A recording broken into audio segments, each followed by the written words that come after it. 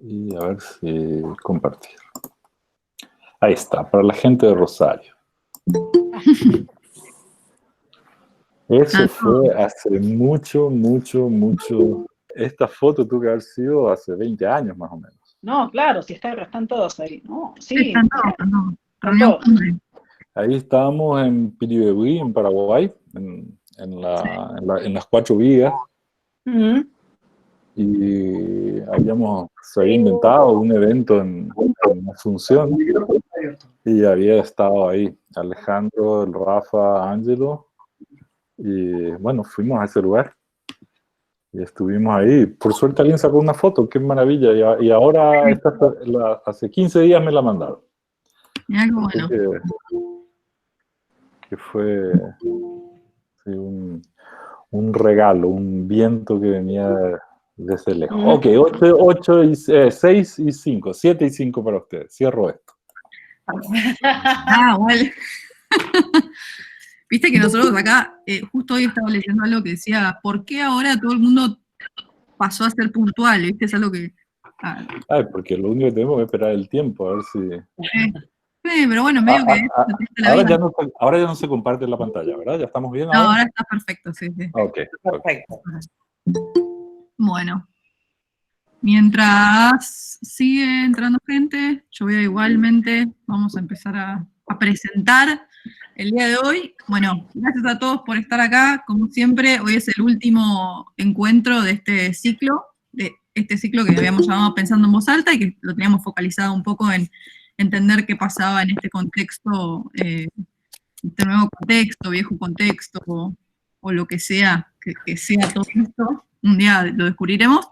Y bueno, hoy para el cierre lo tenemos al arquitecto Solano Benítez, que nos está hablando desde su casa, estudio, desde Paraguay. Así que paso a introducirlo a él y después la idea es, como saben, vamos a tener primero una charla entre nosotros, entre todos, o sea, si van teniendo preguntas, podemos ir anotándolas en el chat y les vamos dando la palabra para poder hacerlo de una manera ordenada. Y acuérdense, mientras no estén hablando, de apagar su audio. Alejandra, por ejemplo, que te estoy escuchando en este momento. Ahí está. Así no hacemos lío. Y acuérdense también de no detener la grabación, por favor, a todos los que tienen ese acceso, y ni apretar el botón de presentar. Estos son como los disclaimers que hacemos siempre antes de arrancar. Pero bueno, nada, como siempre, muchísimas gracias por estar. Ahora paso a presentar al arquitecto que está acá enfrente nuestro. No tan enfrente, pero estoy. Bueno, pero esto es cercanía, hoy por hoy esto es cercanía. Solano es arquitecto por la Facultad de Arquitectura de la Universidad Nacional de Asunción. Acá voy a contar obviamente solo un pedacito de tu vida, ¿no? Así que vos ahora nos llenarás de anécdotas. Premio Nacional de Arquitectura entre el 89 y el 99 del Colegio de Arquitectos del Paraguay, finalista del segundo premio latinoamericano Mies van der Rohe, representante por Paraguay en las Bienales de Venecia, Sao Paulo, Lisboa y demás, y es director junto a Gloria Cabral del Gabinete de Arquitectura, ubicado allá en la ciudad de Asunción, en Paraguay, entre muchas otras cosas. Así que bueno, muchísimas gracias por estar acá con nosotros hoy, por contarnos, por estar acá en este encuentro, por compartir con nosotros este día, esta hora de tu tiempo.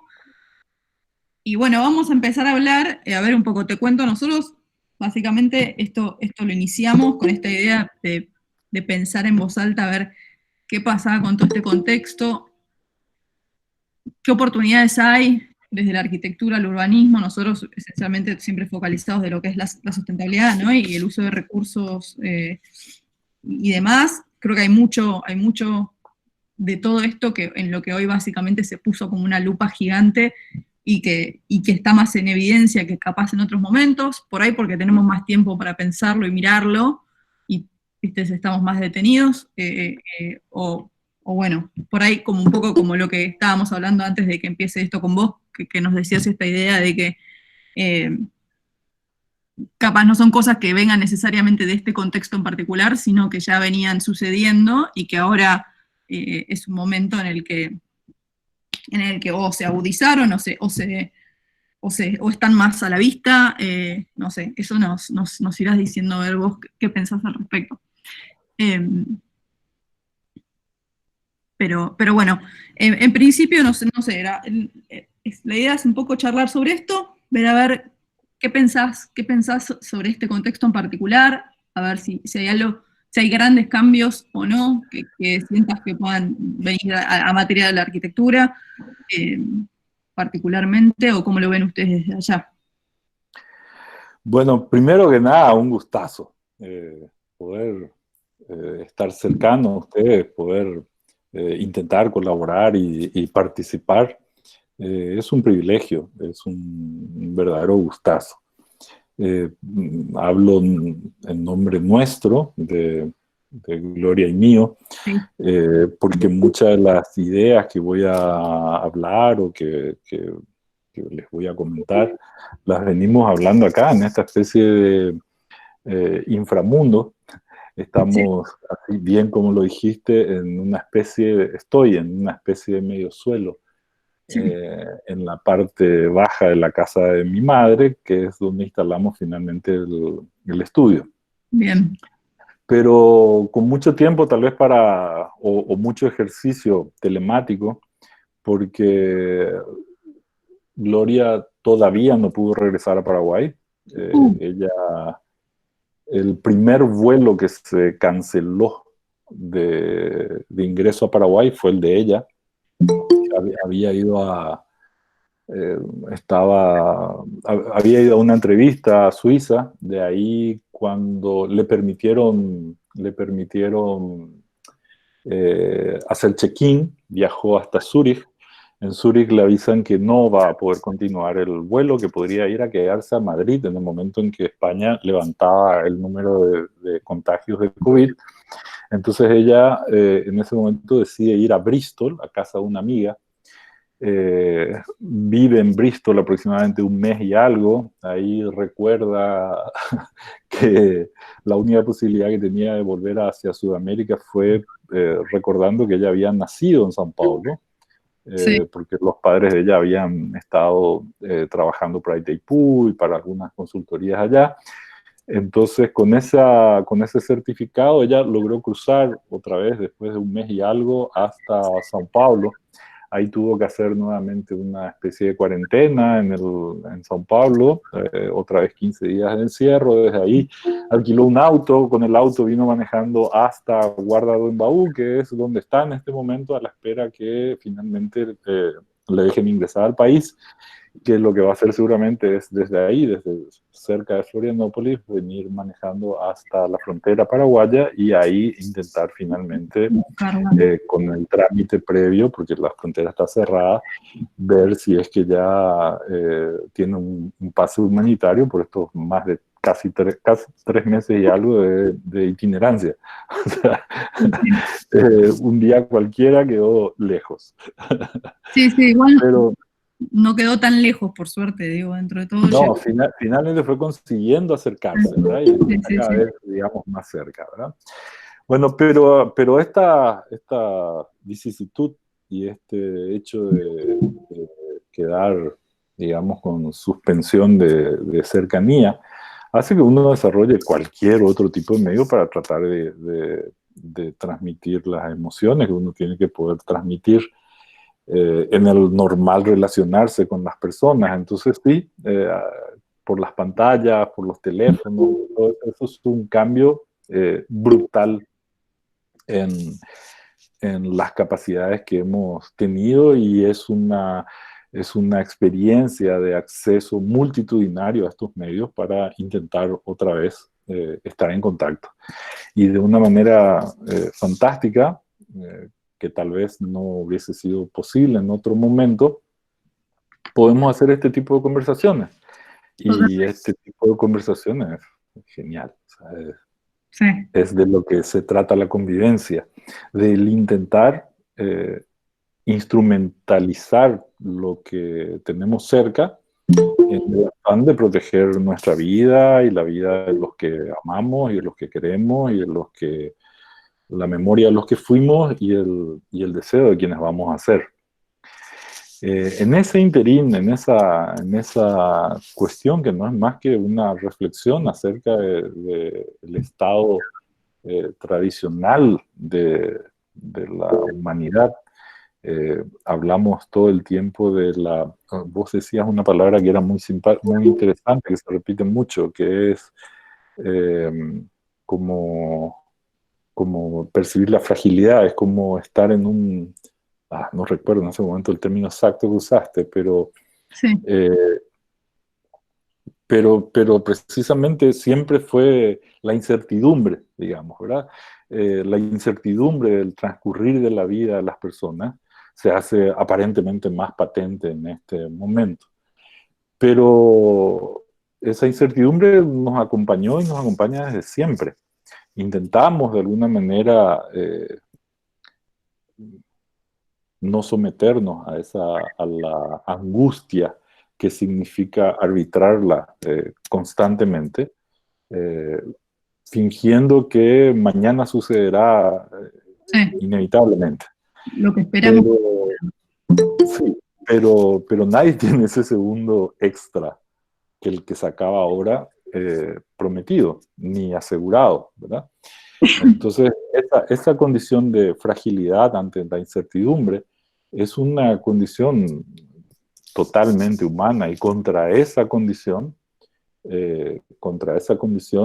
hacemos planes, aplanamos, reflexionamos, modificamos nuestros hábitos, y con esos haceres habituales vamos conformando nuestro vivir cotidiano.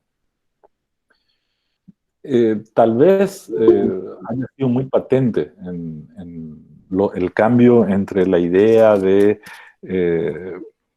que si tuviésemos que pensar en la máxima construcción humana, sin lugar a dudas pensaríamos en la ciudad como la obra máxima. Y si tuviésemos que pensar en una ciudad que estuviese bien pensada y bien, que nos permitiese llevar una vida impresionante, 30 años atrás o 40 años atrás empezaríamos desde la vialidad, ¿verdad? Resolviendo problemas de circulación y nudos de tráfico y circunvalatorias y tréboles, y etcétera, etcétera. 40 años atrás era el certificado de inicio del ejercicio de soberanía. Es decir, lo que necesitábamos controlar, lo que necesitábamos tener en cuenta como muy importante para poder relacionarnos. Y eso cambió y viene cambiando de una manera muy drástica, al punto de tener que imaginar, por ejemplo, que tenemos que poder ejercer soberanía sobre todas las condiciones que hacen a nuestro existir.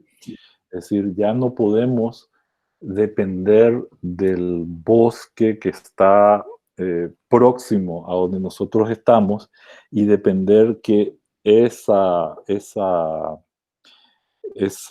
renovación de aire y purificación de aire y producción de oxígeno esté fuera de nuestro rango de ejercicio, sino que lo primero que tenemos que imaginar es cómo producir y cómo producir el aire que tenemos que respirar, cómo producir y resguardar el agua que tenemos que beber, cómo producir y resguardar los alimentos que debemos consumir.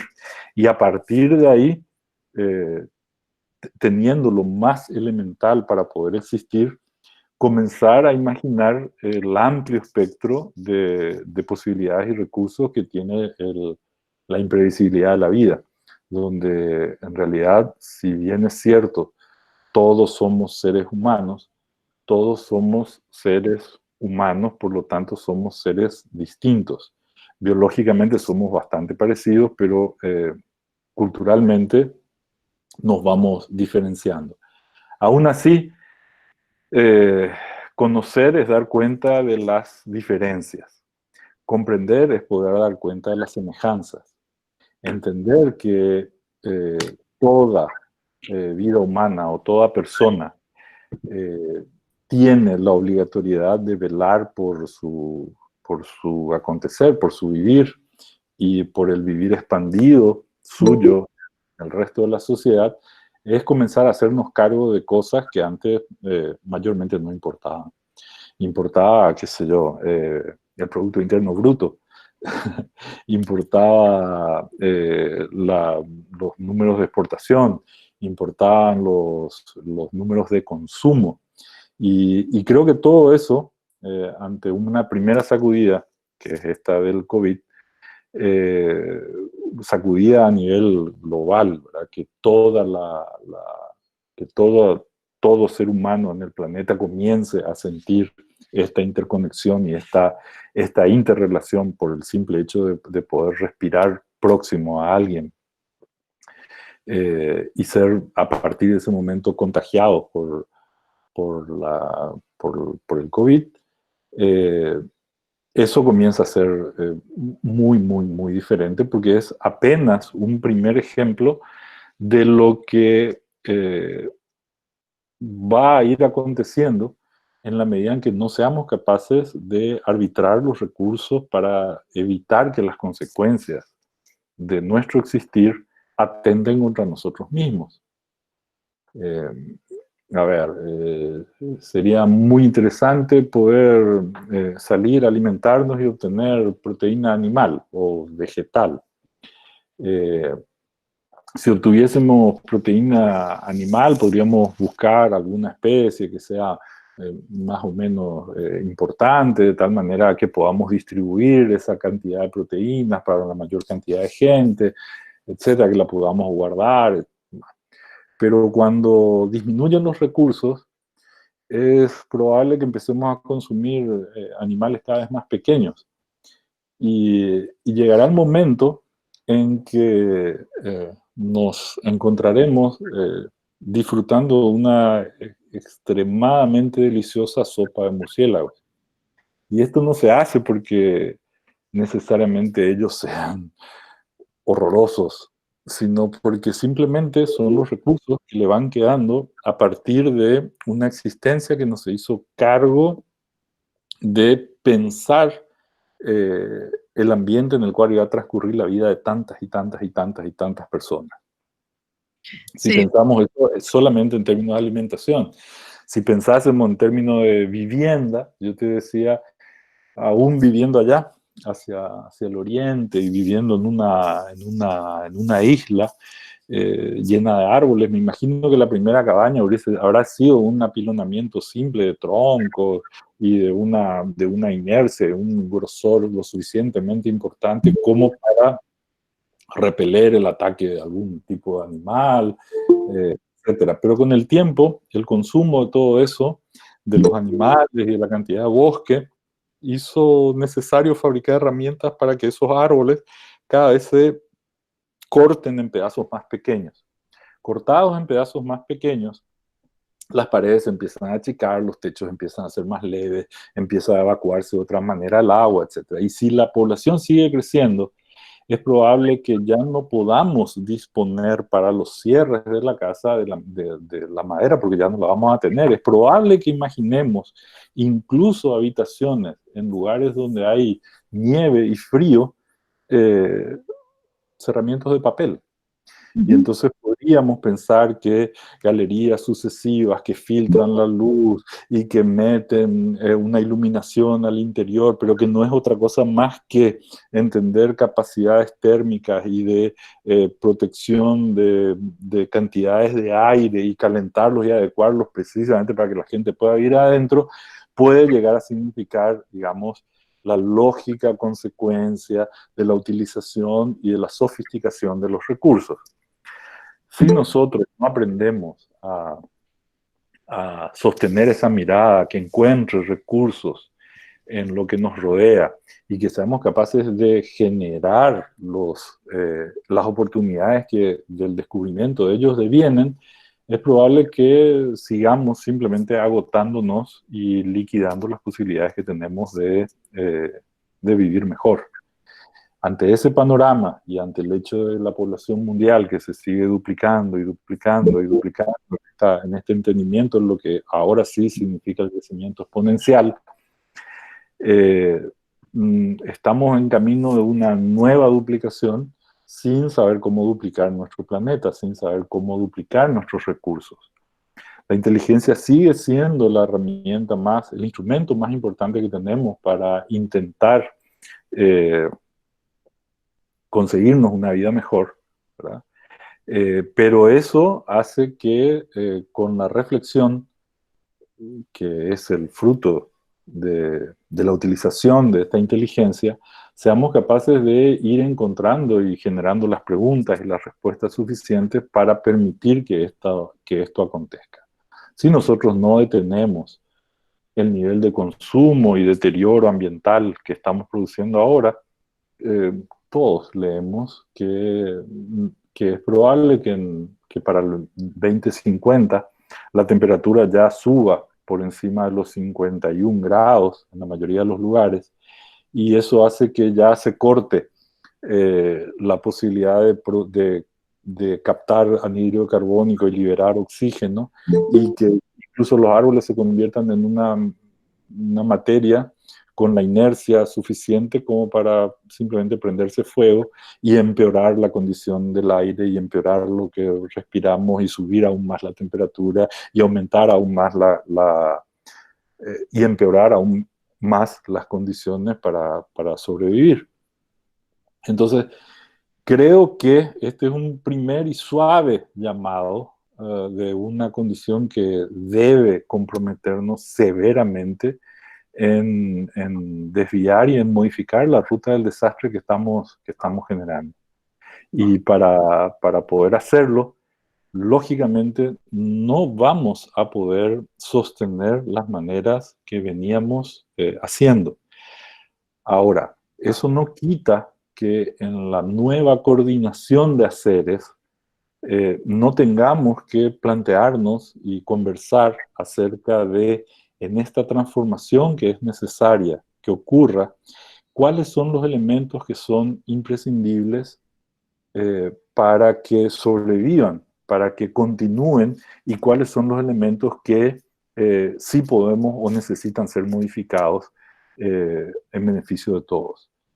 Y estas son las conversaciones que se vienen, y esto es el territorio donde tenemos que poder colaborar, ya no competir, y ponernos predispuestos para no dialogar, porque el diálogo no es nada interesante. Un diálogo son dos lugares, que cada uno cuente cómo es su realidad y la importancia de su mirada, etcétera. Si nos estamos muriendo de éxito. Conversar significa poder dar vueltas juntos, enfrentar el mismo problema, pero juntos, estando dispuestos a modificar lo que haya que modificar en el interés de la coexistencia, del convivir con los demás, en el legítimo convivir con los demás. Si entendemos que la vida del otro es legítima, haremos todo lo posible y seremos capaces de encontrar los acuerdos más extraordinarios para garantizar esta condición. Si seguimos en disputa, si pensamos que el otro está equivocado, que la manera de entender del otro, ya no es interesante encontrar quién es el culpable de lo que pasó acá, porque eso, aunque le demos cadena perpetua o lo llevemos al paredón, no va a modificar las condiciones según las cuales estamos existiendo. Entonces, la necesidad de generar ese acuerdo, la necesidad del compromiso, del conversar, de asumir la condición múltiple de la existencia humana, va a ser vital y clave para los próximos años. Y asegurar que sigamos teniendo lo que siempre hemos tenido. No es que estemos necesariamente en un momento peor o mejor. Como nunca sabemos las cosas que sabemos, nunca antes hemos tenido disponibilidad y acceso a tanta información. Y no tenemos ni más ni menos recursos que los que siempre han existido, porque nada se crea, todo se transforma, etc. El gran problema que tenemos nosotros es una crisis de imaginación. No somos capaces de imaginar un horizonte distinto al que venimos ejerciendo y no somos capaces de ponernos en clave de cambio, de transformación. No digo evolución, porque la evolución significa otra cosa. Ser capaces de cambiar para que desde la reflexión encontremos y la colaboración encontremos las oportunidades que hoy en plena competencia nos son negadas. Buenísimo. Bueno, rescato algo de lo que estabas viniendo diciendo, que creo que, por lo menos desde el punto de vista de los recursos y demás, en hilo con lo que venías diciendo, es este tema de que creo que ahora lo que sí se evidenció enormemente, esperemos que esto se lo lleven al resto de, digamos, que todos lo llevemos a la próxima etapa, esta idea de que no hay muchas barreras en realidad en el mundo en ciertas temáticas, como puede ser la salud, como es también todo el tema de los recursos naturales en general, ¿no? Esto que vos mencionabas también que dijiste en un momento que íbamos a terminar comiendo sopa de murciélago. Digo, entendiendo que obviamente las enfermedades relacionadas a animales existieron siempre, el tema es que cuanto menos hábitat le estés dejando a ellos, o sea, más cerca van a estar de nosotros. Entonces, digamos, todos esos bordes que parecían ilimitados, digo, ¿no? En el sentido de un crecimiento exponencial para todos lados, por eso esa frase que dijiste que creo que no te la había escuchado decir antes también, de que nos estamos muriendo de éxito, que me parece muy interesante, ¿no? Como con esta idea de decir, bueno, genial la superproducción, pero bueno. Así que nada, sí, coincido en que por lo menos este es un momento en el que se abre este paraguas de evidencia de que hay demasiadas cosas que están muy conectadas entre sí. Bueno, y esperemos que sigan yendo. Yo supongo que en un tema de tanta importancia y de tanto, donde tenemos que reflexionar sobre tantas y tantas cosas, esta condición del COVID y del contagio, etcétera, de alguna manera hace patente una condición que habíamos anestesiado a través del consumo, que es el tema de la equidad. Porque al revés, aceptamos las diferencias de una manera, no sé, despreciable, diría, ¿verdad? Porque no tengo otra manera de explicar. Y supongo que tal vez una tarea que en otra cultura, hace muchos años, estuviese casi en condición de estigmatización, como podría ser el hecho de ser alguien responsable de manejar la basura. Es decir, aquellos desechos, aquello ya que la sociedad no quiere usar, no quiere tener, etcétera, etcétera. Bueno, y aquella persona que tenga la menor cantidad de instrucción posible y utilice físicamente su esfuerzo para colectar aquello y hacer de eso su trabajo, podemos pensar que esa persona que gana 1 enfrente de un profesor de la UBA, ¿cuántas veces podría un profesor ganar más que un simple recolector de basura? Tal vez sea legítimo pensar que 2 veces, tal vez 3, y preguntándole al basurero tal vez diga, sí, no, claro, él estudió, produjo, qué sé yo, sí, yo no lo hice, ok, 5 veces, y 10, y tal vez ya no sea legítimo, y 100, y ya tal vez no sea legítimo, y 1000, no tiene ningún sentido. Sin embargo, nosotros hemos establecido esas condiciones y hemos sido capaces de construir eso. Y defendemos a muerte, como si fuese una condición así, como que la diferencia entre el tener o no tener hace a la condición estructural de aceptación y de condición constitutiva del ser humano. Y ahora se demuestra que no, porque si no tuviésemos esos basureros, nuestras ciudades estarían colapsadas estaríamos viviendo en peores condiciones sanitarias, estaríamos ante fantasmas todavía mayores, o cuánto puede ganar un enfermero, o cuánto puede ganar el sereno de una obra que está cuidando, o el portero, ¿verdad? 2 veces más que el gerente, 3 veces más, 10 veces más, 100 veces más, o sea, 100 veces menos, 1000 veces menos que el gerente. No hay una posibilidad de... no podemos salir al encuentro del otro si el legitimar la existencia del otro no nos moviliza en torno a la equidad, no a la igualdad. No somos iguales.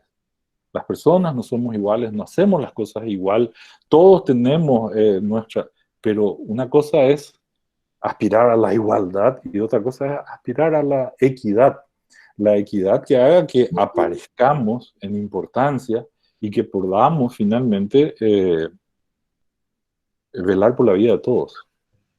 Sí, sí, totalmente. El tema de la equidad, bueno, es una de las también grandes conclusiones, ¿no? Creo yo, esto es opinión, ¿no? De también, digo, poniendo en este contexto y simplemente como un paréntesis, ¿no? Porque obviamente creo que venimos de la mano con lo que vos decís, de que, digamos, estos son todos procesos y discusiones que vienen de mucho tiempo. Ahora hay un momento como para que todo el mundo se detenga a discutirlos un poquito más, pero claramente también el tema de la equidad es un tema que es, en contextos como el nuestro, por ejemplo, en el caso particular de Argentina, ¿no? Y mismo en estas charlas tuvimos bastantes discusiones sobre ese tema, que es, en este momento que estamos en confinamiento, de cuarentena, hay personas en las que su salud, ¿no? Porque todo esto es por una cuestión de salud pública, hay personas que es mucho peor que estén en sus casas que no lo estén, o sea, incluso desde el punto de vista de la salud, por un tema de equidad, de inequidad, digamos, ¿no?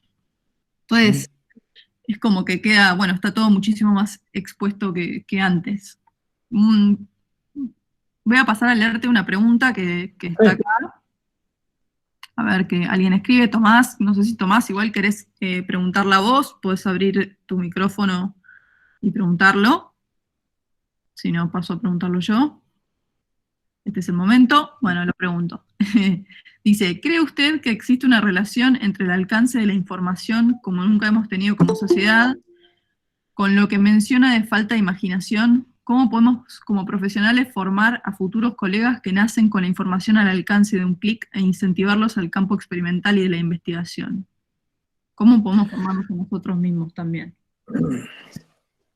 Bueno, yo soy muy, muy, muy fan de Humberto Maturana y analizando y escuchándole a Humberto, puedo pensar que, o puedo intentar también, o coincido con su descripción de que somos seres lenguajeantes, somos seres que existimos dentro del lenguaje.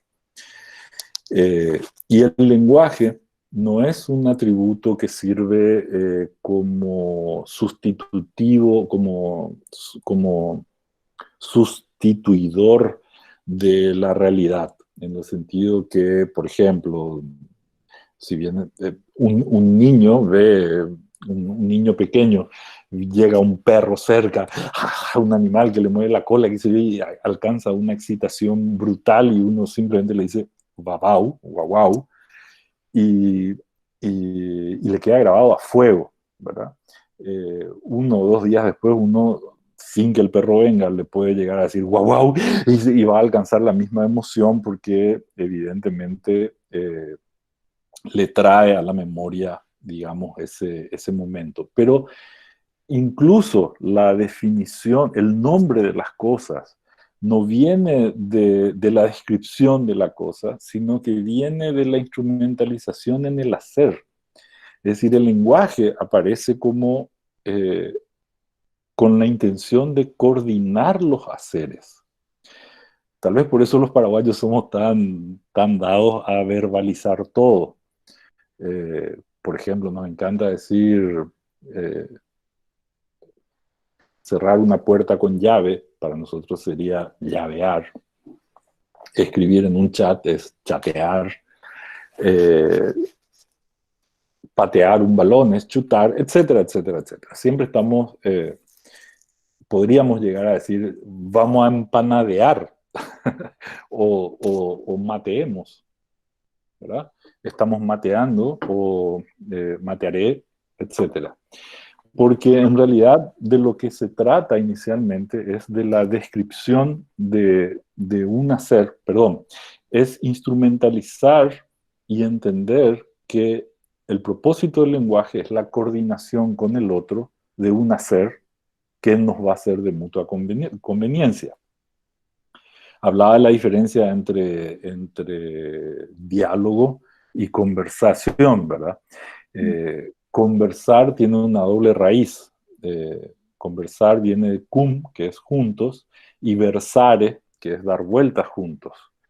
¿Cómo nosotros sabemos que dos personas que se están disparando palabras en realidad están conversando? Cuando se nos hace patente que han coordinado sus haceres. Entonces, han conversado cuando finalmente sus haceres refieren a una coordinación, o nos muestran una coordinación en un hacer para producir algo que sea de mutuo interés para ambos. Entonces, acumular información, usar el nombrar el mundo y atribuirle al hecho de tener guardado y cosificado en un estante palabras, historias, conocimientos, etcétera, etcétera, sin entender que el propósito de creación de cada una de esas palabras fue coordinar el hacer que detalla, es perder en sustancia toda oportunidad y todo entendimiento y toda responsabilidad acerca de quiénes somos y qué es lo que debemos hacer.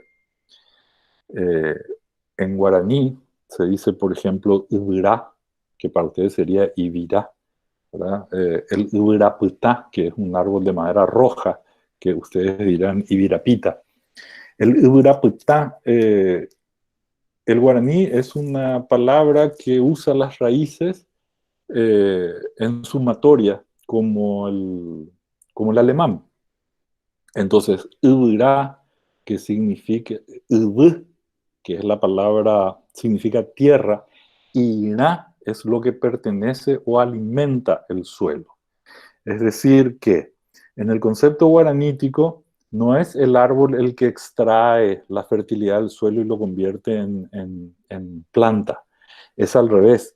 Es la acción del hecho vivo el que le otorga fertilidad y mejor condición al suelo, el que alimenta al suelo. Y la palabra ub, que en realidad es tierra, está formada por u, que es agua, y v, que está por debajo.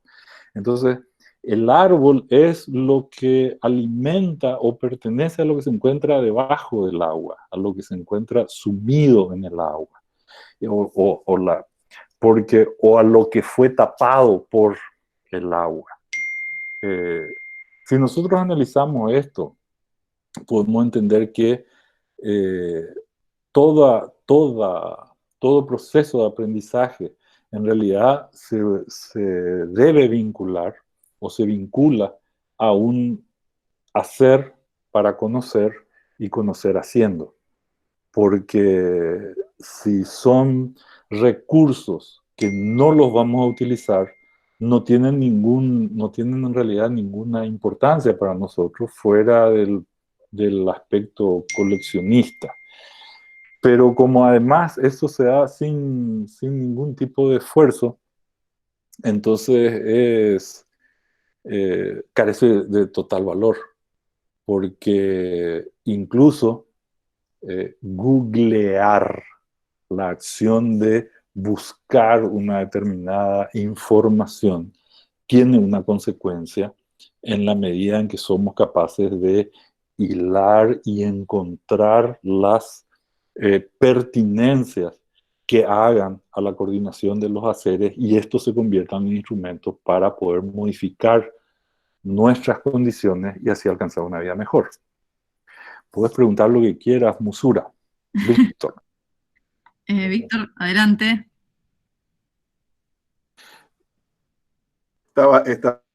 No quería interrumpir. Buenas tardes, arquitecto, un gusto conocerlo. Yo había tenido referencias suyas hace unos cuantos años cuando alumnos de la UAI con el arquitecto Farrugia Sí, lo visitaron. de Rosario, claro. Y vinieron tan sorprendidos. Yo era docente de los chicos y no pude viajar esa vez. Vinieron tan sorprendidos con su personalidad y con su hacer. Me permito hacerle esta pregunta. Sí. ¿Usted no cree de que lo que nos pasa ahora es porque somos muy soberbios? No, no sabría decir, o sea, a ver, yo creo que lo que estamos es muy anestesiados, estamos muy distraídos. Yo no creo que sea necesariamente un momento de soberbia o de festejo, de una condición. Yo creo que hemos generado tanta distracción en torno y hemos puesto el acento en determinadas cosas que no nos han vuelto mejores, no nos han transformado positivamente, al contrario, nos dejan con una consecuencia de empeoramiento aumentado con el paso del tiempo y de la indiferencia, porque estamos muy distraídos de muchas cuestiones y no somos capaces de darnos cuenta de la condición sustancial de la fragilidad de la vida, de la necesidad de accionar con los otros para poder existir, de coordinar los acuerdos, de que todo puede cambiar y que por supuesto puedo ser protagonista de un momento de cambio, que se inicia cambiando yo, ¿verdad? Y que llega a los demás como una oportunidad. Entonces, yo creo que más que en actitud así de, esto como estoy celebrándome, lo que estoy es sumamente distraído, estoy totalmente distraído, es como estoy en un desencuentro, ¿verdad? Yo por eso creo que incluso Maturana suele hablar de que la inteligencia se funda en la emoción y que son las razones emocionales las que fundan el encuentro con los demás. Y en la medida en que esas emociones aparezcan, etc., uno va comprometiéndose más inteligente y seguramente con los demás. Pero si yo me construyo en un ámbito de relaciones donde pondero y dejo aparecer ciertas cosas que en el fondo van a producir solamente en apariencia un beneficio personal, pero a costa de un sacrificio de todo lo demás, entonces ese hacer de hecho no es sostenible sin el sacrificio de todo lo demás. Entonces creo que ante todo nosotros, si en el lenguajear, o sea, en el hecho de poder ser juntos, está la semilla del hacer coordinado entre nosotros, el bien hacer, el buen hacer, el esforzarnos por el buen hacer tiene que ver con mejorar mi vida y mejorar la vida de los otros. Entonces un hacer ético tiene que ver con alcanzar, o sea, que lo que yo haga o lo que logremos hacer en conjunto no sea bueno para mí, eso es interesante, pero sobre todo no sea malo para otros y no deteriore las condiciones de vida de los otros y no deteriore, porque esa es la única manera de demostrar que a mí sí me interesa la otra persona y sí me interesa el hecho de poder coexistir en un momento dado con todos los demás. Cuando yo creo que estamos demasiado distraídos, tenemos demasiados elementos para... O sea, es tan fantástico esto de poder relacionarnos telemáticamente, estamos tan fascinados con esto, ya no solo el mar o sea, hasta el mar es insuficiente como espejo para nuestro narciso, sino que ahora ya vivimos en el aire y existimos telemáticamente en una condición donde ya hasta el tiempo, la distancia, etcétera, entran en contradicción. Pero aún así, ante todo eso, siempre está la posibilidad de un compromiso con el hacer y con un hacer ético que nos permita, sin lugar a dudas, la oportunidad de una existencia mejor. Solo que debemos hacernos cargo de ese hacer, que no es algo que está dado, que no es que porque la sociedad venía manejándose así, es así como tiene que ser.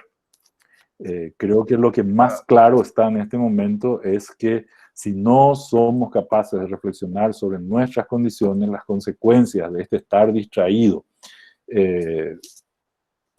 asumiendo premisas que no nos benefician, traerá consecuencias nefastas sobre nuestra existencia. Bueno. Muchas gracias por ayudarnos a pensar. No, yo apenas le copio un poco a Humberto, pero bueno, es mucho más interesante, son mucho más interesantes sus libros y sus videos, ¿verdad? Bueno, pero es interesante, es como dice Víctor, ponernos a pensar ahora. Agrego a esta pregunta, me parece una que viene pertinente, de Coque Nazar, no sé si estás por ahí y querés preguntar vos, Coque, o pregunto yo. A ver. Hola, Coque. ¿Coque? Bueno, no sé si está. Porque él hace varias preguntas sobre esta idea de cómo crear comunidad, ¿no? En este contexto y en lo que viene, después sigue con otra pregunta que dice, ¿la nueva normalidad será autosuficiencia para cada comunidad? Ok, pero ahí está contestando. Prende el micrófono y preguntá. Dale. Bueno, buenas Hola, noches, Solano. Gracias por tus palabras. Desde acá de Chacarita, desde la ciudad de Buenos Aires, que también tenemos el dengue, otra situación importante. Sí, claro. Nada, bueno, un poco lo que discutimos acá un poco en el barrio es esto de empezar a trabajar este concepto de la autosuficiencia, ¿no? Este barrio que es medio hipster, donde podés conseguir un montón de situaciones cercanas. Tenemos buenos servicios locales, por llamarlo de alguna manera.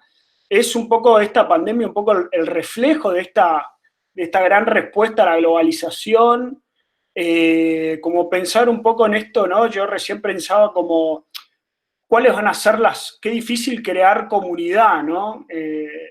O no, o sí. Creo que eso es lo que a mí más me cuesta en mi barrio, en mi lugar, crear una comunidad que se asiente, que valga. Y ahora viene todo esto que nos separa, nos une por internet. No sé, una reflexión que hacía, ¿no? Sí. Bueno, imagínate que estamos y la gente discute acerca de si hasta ahora las respuestas que damos provienen de la inteligencia humana, a partir de ahora que aparecen los superordenadores y la inteligencia artificial en su máxima exponencia, etcétera, etcétera. Sí, ¿cuál va a ser el destino final nuestro y cómo vamos a... Yo sigo creyendo y adscribo que todas esas son coordinaciones humanas. Va a ser lo que nosotros querramos que sea y va a suceder lo que nosotros permitamos que acontezca. Si nosotros decimos que no, esto no va a ocurrir. Nadie podría pensar, vamos a parar el mundo 3 meses. Y hace 3 meses que Gloria no puede venir a casa. ¿Sabes qué? Sí, todo bien, te puedes ir para allá y ver esos nuevos trabajos, y qué sé yo, pero ¿sabes qué? Ahora no. Ahora es probable que no podamos viajar por una determinada cantidad de tiempo, etc. Yo creo que más que nunca nuestro hacer en compromiso tiene que ser un hacer, o sea, tenemos que ser capaces de preguntarnos todas estas cosas, ¿verdad? Conversar sobre todas estas cosas porque no están dadas. El mundo aguanta entre comillas, los haceres que se identifican o se constituyen en sí mismos como células independientes en posible tangencia unas con otras, o lo que requerimos es precisamente más humanidad para tratar de romper estas individualidades y tratar de, precisamente mediante el lenguaje, coordinar acciones que nos permitan entre todos hacernos cargo de las condiciones. Si yo hoy tuviese que pensar una ciudad, era un ejercicio que lo veníamos haciendo hace 15 años atrás, hace casi, sí, tal vez 20, con amigos como Alberto Mozó, donde simplemente decíamos, bueno, si nosotros debemos llegar a construir una ciudad de 1 millón y algo de habitantes, si solamente pensamos desde la construcción y desde la necesidad de albergar la vida para que no quede a la intemperie y la gente no muera por lluvia, pulmonía o lo que sea, ¿de qué materiales vamos a disponer? Y si nosotros hoy plantásemos los árboles con los cuales vamos a construir la ciudad de mañana, y mientras que estos materiales se producen, al mismo tiempo estamos modificando la condición de mejoramiento del aire, etc. Entonces parece ser que esa puede llegar a ser una idea interesante. Si nosotros nos albergamos en células continuas, hipertróficamente, nosotros le damos una connotación identitaria a lo social como muy importante o muy trascendente, ¿verdad? Pero dice el doctor Cubilla, que es el papá de José, ustedes le deben conocer que José es un gran arquitecto acá también, el doctor Cubilla es nuestro principal científico en Paraguay. Le escuché decir una vez que las sociedades son entelequias hipertróficas. Son entelequias porque son en realidad estructuras idealizadas que solamente pueden existir en la ficción de las personas. Por eso que parece que lo social es increíble, etcétera, ¿verdad? Y que la familia como célula fundamental de esta estructura social es la estructura más importante, y dependerá de la familia. Yo supongo que la familia Corleone es una familia, supongo que la familia Escobar es una familia, y no creo que necesariamente sus haceres hayan sido beneficiosos. Yo supongo que la iglesia es una sociedad que se dedica en todo el mundo a la trascendencia de los seres, ¿sabes? Por lo tanto la iglesia es incuestionable. Yo no creo que eso sea así cuando vemos, qué sé yo, las finanzas de una determinada sociedad, o las acciones de su estructura jerárquica sobre la infancia.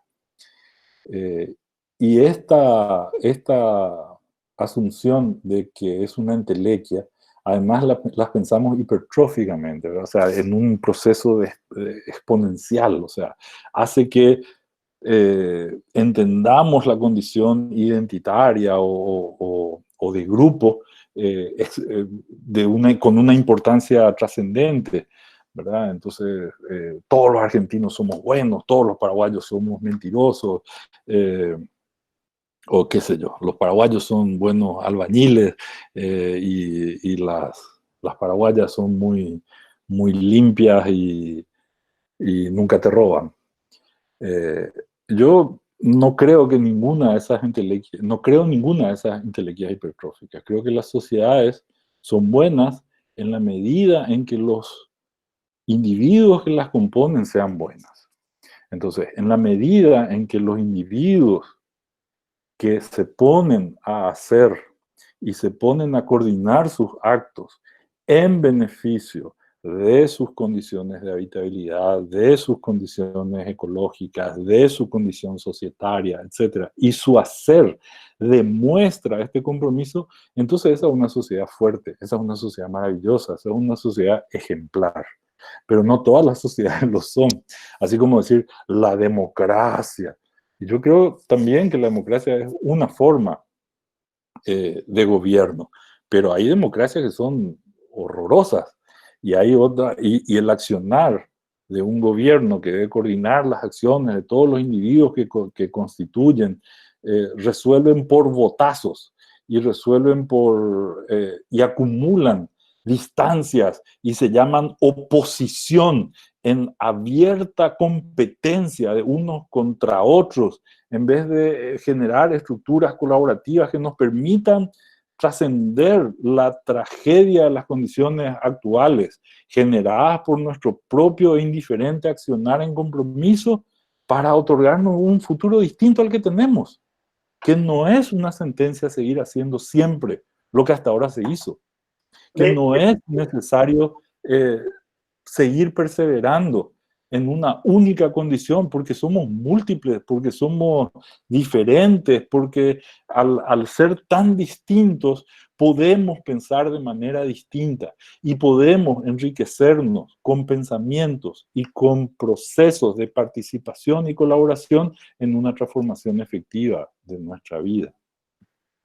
Déjame preguntarte o que nos compartas algún proceso que hayas tenido de estas coparticipaciones, ¿no? En ambientes distintos, sin equidad y que hayan funcionado, ¿no? Porque toda mi generación, que estamos atrás tuyo y que estamos empujando todo esto, lo que queremos es crear ideas para que estas condiciones aparezcan, ¿no? Ahora estamos pensando en un concurso de ideas para el Parque de Costa Salguero nuevo, y es ese gran desafío, cómo hacer un parque de equidad, un parque donde las cuestiones que hoy pasan de género, de los asentamientos, de todo que es tan alejado a la ciudad que vivimos, se empiece a manifestar. Nos parece casi imposible lo que estamos pensando, presentarlo, ¿no? Porque te van a sacar carpiendo si no pones bicis eléctricas o monopatines, ¿no? Estás tratando que Solano acá te tire 2 tips para el concurso, me parece. Al contrario, no sé, alguna experiencia de él que haya sido buena, ¿no? Porque es lo que más cuesta, me parece. Hace unos años, solo para sintetizar un poquito, a ver, puedo contar 2, no sé cuánto tiempo más tenemos, no sé si esto es como Zoom que se cancela y se va todo. No se cancela, o sea. De todas maneras, no me gustaría tenerles más de lo debido. Hace algunos años vi entrar a mi oficina, estábamos todos trabajando un día normal y de repente viene una enorme fila de individuos, a todas luces campesinos, y con mucha sorpresa salimos a ver porque nosotros teníamos una especie de patio baldío en el centro de la ciudad. Entonces, con mucha sorpresa salimos a ver de qué se trataba, si los campesinos venían, no sé, pensaban, no tengo idea. Entre ellos salió un amigo, y ahí al reconocernos, bueno, me explica la razón por la cual ellos estaban ahí, ¿verdad? Y me cuentan que tras la revolución del 89, el golpe del 89 que se deshace de Stroessner, un grupo, unas 2.000 familias entre campesinos e indígenas invaden una estancia que había sido apropiada por uno de los generales de Stroessner, de apellido Brites, por lo cual la estancia pasó a llamarse Brites Cue, lo que era de Brites, porque entraban todos estos campesinos e indígenas, etcétera, etcétera. De hecho, eran sus tierras ancestrales, ellos estaban ahí hasta que este general los sacó, y una vez que desaparece Stroessner, ellos regresan, digamos, a esa área patrimonial, ¿verdad? Y lógicamente 2.000 familias a 10 hectáreas cada uno hacían las 20.000 hectáreas que estaban ahí al lado de las 60.000 hectáreas de la reserva de Maracayú, que era una de las pocas reservas de bosque de atlántico del Alto Paraná que quedan en la región norte de mi país, ¿verdad? En la región noroeste de mi país, noreste de mi país. Y ellos se planteaban lo siguiente, que ellos al llegar a ese lugar, con 1 hectárea, ya les alcanzaba para producir alimentos y para poder mantenerse y para poder tener... Y a partir de ese momento les sobraban, entre comillas, 9 hectáreas. Y las 9 hectáreas, en un proceso de altísima sojalización, como le ocurrió a la Argentina también, y como ocurría allá, la presión porque ellos se deshagan de esas tierras, o al revés, que las vuelvan productivas o facilitadoras para desmontar todo y sacar. De hecho, el general había sacado la madera importante, había sacado los árboles, y ya estaban en un proceso así de deforestación acelerado cuando ellos llegan. Pero ellos deciden, entendiendo que quedaban a 15 kilómetros de la frontera con Brasil, que como estaban tan cerca del límite con Paraguay, no iban a tener ningún tipo de asistencia. Entonces, que ellos vanamente iban a pedir que el Estado les otorgue salud. Ellos tenían que conseguirse las condiciones para no enfermarse. Entonces, ellos tenían que producir agua de calidad, producir diversidad de alimentos, preservar la biodiversidad, porque eso les permitía precisamente alimentarse un día de una rana, otro día de un murciélago, otro día de una, etcétera, etcétera, y ir conservando, digamos, y mejorando las condiciones de su vivir, utilizando incluso la reserva que estaba al lado de 60.000 hectáreas como semillero para volver a traer la selva a este lugar. Si nosotros pensamos, y ellos venían a largo de nosotros porque cada uno tenía 5 o 6 hijos, y se daban cuenta que de las 10 hectáreas finalmente les iba a quedar nada más que 1 o 2 a cada uno, y como el proceso de sojalización alrededor hacía que la fertilidad del suelo baje, la cantidad del agua subterránea descendiese y secase muy severamente todo, restándole productividad, etcétera. Ellos se daban cuenta que en la siguiente generación ya estaban liquidados, si ellos se sumaban a este proceso. Entonces, pensar una sociedad, imaginar una sociedad que en el medio de la selva dé un paso por encima de Chico Méndez. A Chico Méndez, ustedes recuerdan, lo mataron porque él decía que el bosque era productivo, que no hacía falta echar el bosque, porque por encima del valor del suelo, el bosque permitía obtener renta, recursos, etcétera, etcétera, incluso con la ganadería al pie, ¿verdad? Pero como para los ganaderos eso no era tan cómodo, prefirieron matarlo y desaparecer. Pero en este caso, estos campesinos no solamente explotaban el bosque y las condiciones de bosque en su beneficio, sino que además podían hacerlo, sino que ellos reconstruían la floresta para conservarla y hacerla productiva. Entonces, mantenían la biodiversidad, producían captura de carbono, se legitimaban ante el mundo, y su sociedad de reconstructores de selva pasaba a ser un acto absolutamente revolucionario sobre sus capacidades y sobre la importancia de sus haceres.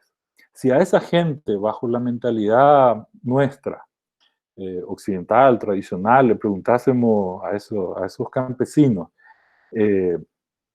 cuál es la fecha de la Revolución Francesa, es probable que no la sepan, y es probable que les tratemos de ignorantes y de gente poco instruida, etc. Pero si lo que nosotros queremos hacer es reconstruir la selva y sabemos que esa gente sabe del romance de la hormiga y la mariposa, y sabe que a ese gusanito que está ahí le encanta venir ahí, porque cuando viene el pájaro que trae la semilla de tal otra parte, que ese cuento le contó su abuela, etcétera, etcétera, y puede identificar y conocer el gusto de cada una de las especies que le rodean, entonces tenemos una población de gente ultra preparada en el conocimiento y en el manejo de la selva. Entonces nosotros no eran ellos los que debían cambiar su apreciación acerca de cómo debía ser su intervención en el mundo, sino que nosotros teníamos que ser capaces de entender que en realidad darle aliento a una sociedad como esta significaba una puerta y una ventana, un paso hacia la esperanza de una manera radical, que nos permita una reflexión acerca de cómo las siguientes generaciones, ante el patrimonio por ellos creado y ante el sostenimiento de las condiciones ecológicas, y sobre todo ante el descubrimiento del genoma, es decir, el entendimiento de cómo la naturaleza fue capaz de modificar la vida de acuerdo a los recursos que iban apareciendo, desapareciendo, como oportunidades para nosotros poder transformar más inteligentemente nuestros recursos, hacían ya que esa selva, que era, entre comillas, un despoblado, tuviese más importancia en términos de conocimiento y de legado que el bicho este sobre dos patas que está ahí en Recoleta, con la estructura cultural de hormigón del propio Clorindo en su máxima gala de un hacer arquitectónico correspondiente a un momento determinado de la historia. Entonces, mirar la selva no como un abandono, o no como algo que simplemente había que preservar por una cuestión de, ay, qué lindo el paisaje, etcétera, etcétera, sino que instrumentalizar el entendimiento de los recursos, obligándonos a entenderlos de una u otra manera, es suficiente razón fundante para aspirar a la esperanza. No sé si te respondí. Detrás de ese proyecto, después nos pidieron un proyecto en Italia, haciendo un proyecto, algo así como África Mía, pero no recuerdo, era un proyecto para la Bienal de Milán. Y participamos con muchísimo gusto de ese proyecto. Y ese mismo proyecto nos llevó a la reflexión para imaginar, podíamos entender que la vida inició en África y hizo un first round girando alrededor del mundo, expandiéndose hasta la India, regresando hacia Europa, cruzando Asia, usando Bering y llegando finalmente al último rincón del planeta, que era el Paraguay, porque se coloniza primero todo el borde del continente y después se busca el fondo, el adentro, ¿verdad? Nosotros seguramente somos la población más joven de toda la historia de la humanidad, los paraguayos, el centro del continente. Y en la fantasía de una sociedad maquinista, industrial, ante la mirada incluso cinemática de Archigram, a pesar de que las pocas animaciones que tenían en esa época servían igual, cuadrito por cuadrito, tipo cómic, para explicar una plug-in city, una ciudad que se movía y que capturaba los recursos de cada lugar, y en la medida en que iba alimentándose de todos esos recursos y a la gente que la habitaba y circulaba por el mundo, iba abandonando, digamos, ya los campos vacíos de esos recursos, etcétera, etcétera. Nosotros nos imaginábamos un second round, una segunda vuelta humana, en la que con una sociedad de reconstructores de bosque seamos capaces de iniciar en África, ¿verdad?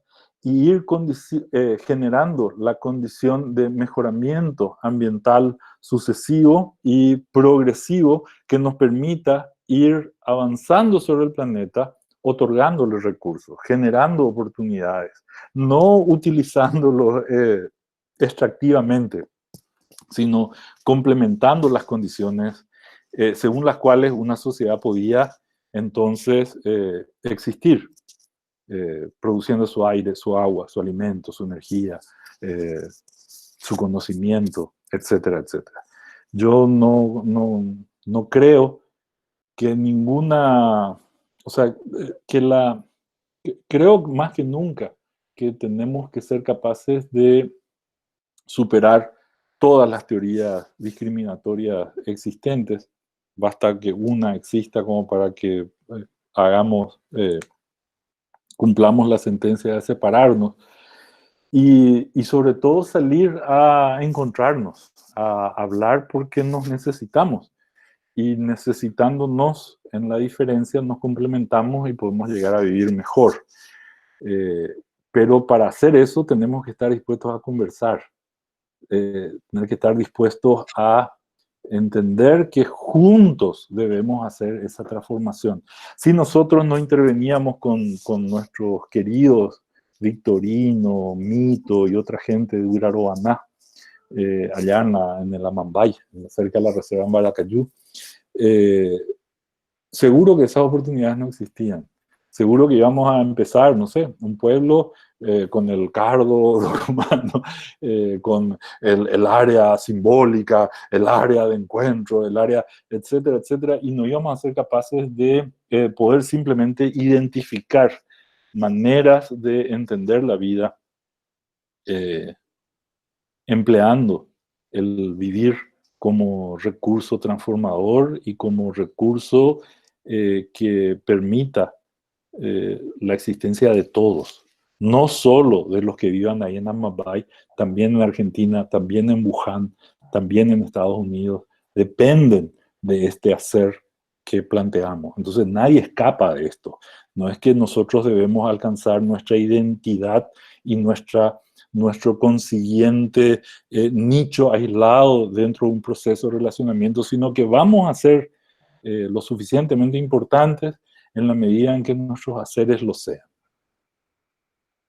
Buenísimo, muchas gracias por la respuesta. No sé, Coque, ¿querías agregar algo más? No, muchas gracias. Me quedo con los procesos para las próximas generaciones, ¿no? Pensar la arquitectura para los que vienen y no para los que estamos ahora tampoco. Sí, pero se debe hacer desde ahora. Hay solo 2 días en los que no se pueden hacer nada. En el ayer y en el mañana. Perfecto. Hoy debemos poder hacer lo que querramos, entendiendo quiénes fuimos, lo que querramos ser mañana. Pero no es para mañana. O sea, eso no se va a cumplir mañana. Eso tenemos que construirlo hoy. Hoy tenemos que decidir de estas reflexiones qué es lo que queremos conservar y qué es lo que queremos transformar. Y comprometernos en volverlo realidad. Buenísimo. Bueno, ya estamos llegando al final porque no queremos sacarte más tiempo. Desde ya, muchas gracias por eso. No sé si alguien quiere hacer alguna última pregunta que tenga ganas de decir. Aníbal, estabas por ahí, que vi que habías escrito algo más concreto sobre la arquitectura. A ver. ¿Hay alguien que prendió? ¿Nadie? ¿Preguntas concretas? Se me borraron todas las preguntas del chat, así que no puedo. Ahí está. Muy bien. ¿Nadie? Bueno. Qué suerte. Entonces, zapaste. Bueno, muchísimas gracias por estar acá con nosotros. En marco esto está dentro del contexto de lo que es la maestría en sustentabilidad en arquitectura y urbanismo de la FADU, de la UBA. Así que nada, más que agradecidos de poder tener toda tu visión sobre esto, todo lo que nos contaste. Y bueno, muy enriquecedor el día de hoy. Así que muchas gracias también a todos por estar acá, por estar interesados, por escuchar y compartir. Acá termina también nuestro ciclo este ciclo que empezamos hace ya 8 encuentros, ya pensando en voz alta. Vamos a hacer un ciclo próximo que va a estar empezando, va a ser semanal y va a estar empezando a partir de esta semana que viene, no, sino la otra. Necesitamos una especie de pausa porque ahora empiezan las clases, ¿viste? Finalmente, entonces ya ahí tenemos un poco de tiempo de organización. Pero ahí ya después vamos a estar, que va a estar más focalizado específicamente partiendo justamente de la charla de Solano de hoy en lo que es Latinoamérica y la sustentabilidad. Así que bueno, esperamos verlos a todos ahí. Muchas gracias de nuevo y nada, esperamos vernos también cara a cara pronto. Así que... Bueno, che, un gustazo. Para la próxima voy a aprender un par de palabras en guaraní que siempre me queda pendiente. Pero... Sí. Yo soy muy fan de Pablo Picotto. Sí. me produce mucha gracia cuando él intenta hablar en guaraní y habla así como paraguayo y qué sé yo, y me divierte mucho. Me divierte mucho. Ustedes con el guaraní tienen más tiempo para pensar. ¿Por qué no decís cómo se dice fútbol en guaraní? Bueno, fútbol es difícil, ¿verdad? Pero empezaría por el hecho del balón, ¿verdad? Que de hecho el acto que desarrolla el balón, ¿verdad?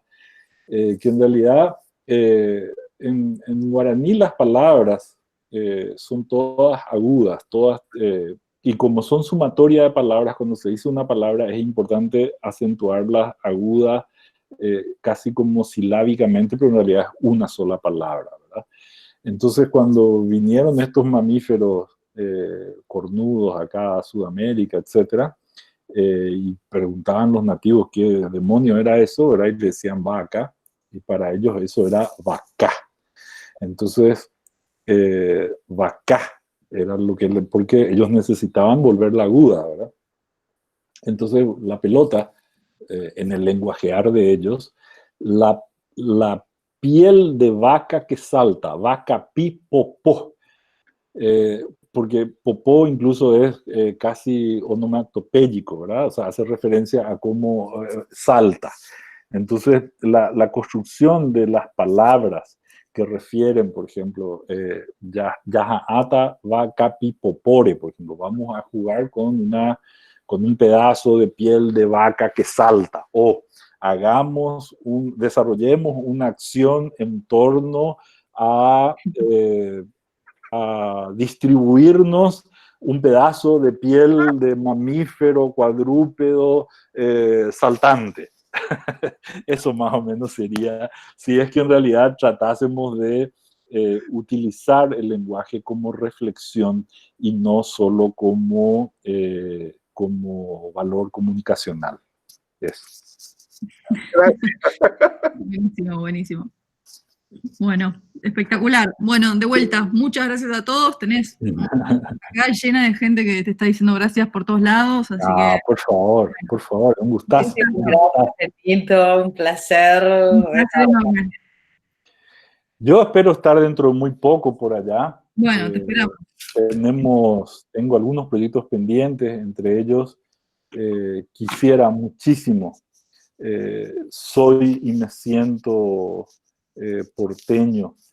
Yo soy paragua de la Villa 31 y me encantaría poder resolver eso y me encantaría poder conversar. De hecho ya lo he hecho, ya he iniciado conversaciones con la gente de la Villa y de otras instituciones en torno a reflexionar sobre las condiciones acerca de qué es lo que debemos hacer y cómo deberíamos de tratar de trabajar. Y me siento extraordinariamente afortunado de poder vincularme con mis compatriotas argentinos, porque también fueron fundados en su segunda fundación por nosotros, así que tener un lugar más acrisolado todavía en medio de la importancia de la paraguayidad en la esencialidad argentina y que este corazón latiente de la capital porteña la Villa 31 como ejemplo nos muestre precisamente el interés de reconciliarnos con el amparo y con el trabajo de todas las personas en pos de poder vivir entre todos ante un horizonte de paz y no de zozobra. Buenísimo. Bueno, ojalá que así sea. Chao. Bueno, chao, muchas gracias. Gracias a Chao, todos chao, por chao, acompañarnos. Chao, bonito, muchas gracias.